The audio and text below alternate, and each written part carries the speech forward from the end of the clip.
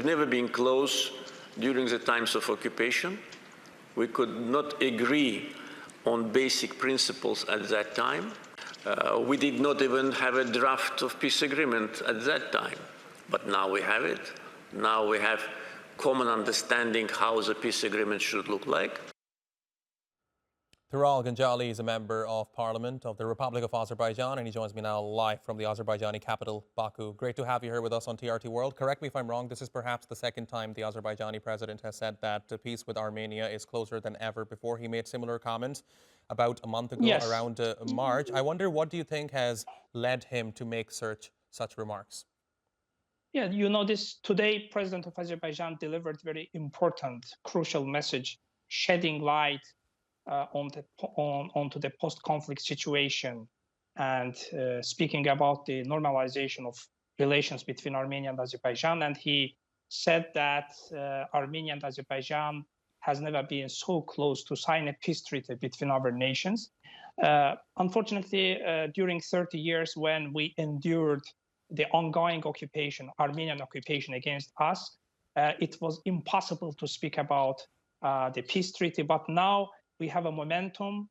Azerbaijan and its leader, we are very strong enough to carry out, to implement the policy that we have planned in the South Caucasus.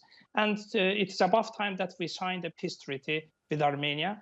Yes, we hope that this peace treaty will be signed very soon. But unfortunately, also, we have to speak about the spoilers, the main powers behind Armenia, who are not willing to let Armenia to sign a peace treaty.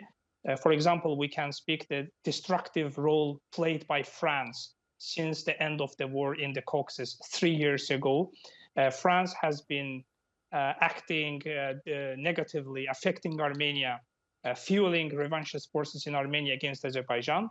But you know, the political steps and decisions taken by the government of Azerbaijan compelled not only Armenia, but also its important allies to understand the situation on the ground, because without Azerbaijan, without its will, without the position of Azerbaijan taken into account, there cannot be any policy carried out in the South Caucasus. So we are very strong. We have a strong economy, a strong army. We have very strong leader. But it doesn't mean that we use it to the detriment of the political situation in the South Caucasus. We proposed Armenia from day one when we ended the war to sign a peace treaty, but unfortunately Armenia, under the pretext of some excuses, refused to sign a peace treaty. But you know, the situation is now developed into a level that Armenia cannot step back, because if you would like to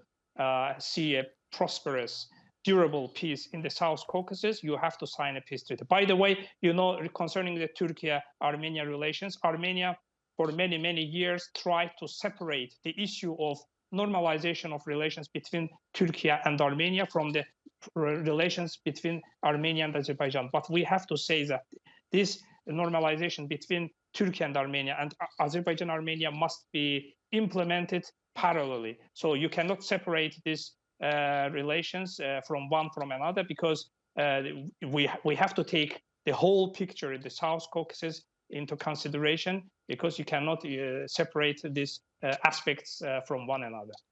Mr. Ganjali, fascinating insights. As I understand, correct me if I'm wrong, what you just said is if it were left to Armenia, if it were up to Armenia only, Armenia alone, peace would have been achieved between the two countries long ago. But it's because of countries like France we're not where we should have been long ago, especially in the wake of 2020 Karabakh war, in which Azerbaijan came victorious. So my question is, to what extent do you think countries like France are to be blamed when it comes to bringing turmoil between Azerbaijan and Armenia?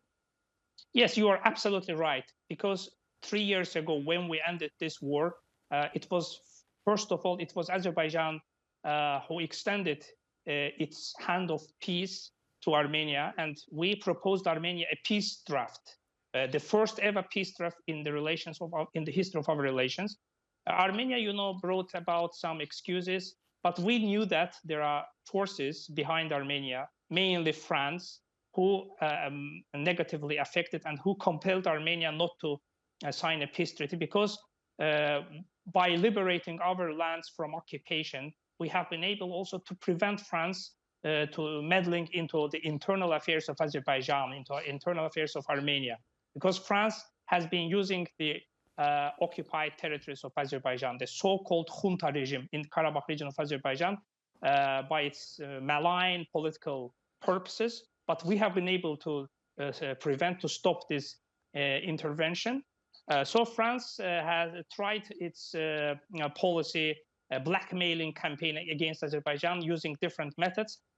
Currently, we are seeing the attack by France, by French politicians, also using some different European platforms. For example, the European Parliament, the Parliamentary Assembly of the Council of Europe against Azerbaijan. As President also spoke today about the some powers trying to establish dividing lines in the South Caucasus, preventing Armenia and Azerbaijan come together, to sit together and sign a peace treaty. So if it was left only to Armenia, of course we would have been achieved this peace treaty many years ago. But unfortunately, yes, you are right that France has been the main spoiler in this in the policy in the South Caucasus. Right, and Mr. Ganjali, I wonder what would you say about the Armenian diaspora? Because as I understand, it seems to me that the diaspora is very much involved in the internal affairs of Armenia, especially when it comes to fostering peace in the region. So to what extent do you think responsibility when it comes to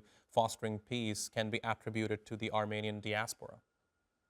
Yes, unfortunately, Armenian diaspora has always played also a very negative role in the history of, at least in the independent history of the Republic of Armenia. Armenian diaspora has always influenced the governments of Armenia. And the most radical part of the Armenian society is the Armenian diaspora. Even, for example, if it was left to the Armenian government, it would also be very easy to find a common language to bring closer our relations with Armenia. But Armenian diaspora has always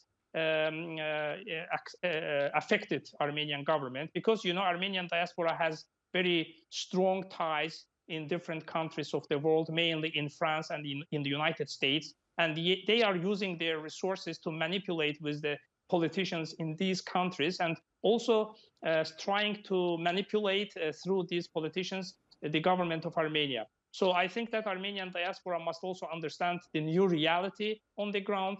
Unfortunately, yes, this kind of politics played by the Armenian diaspora, I think that the main victim of this policy, it must be accepted, must be acknowledged, the Republic of Armenia itself. Because the government of Armenia must do its best not to be dependent of the Armenian diaspora, because they always use Armenian government for their own purposes.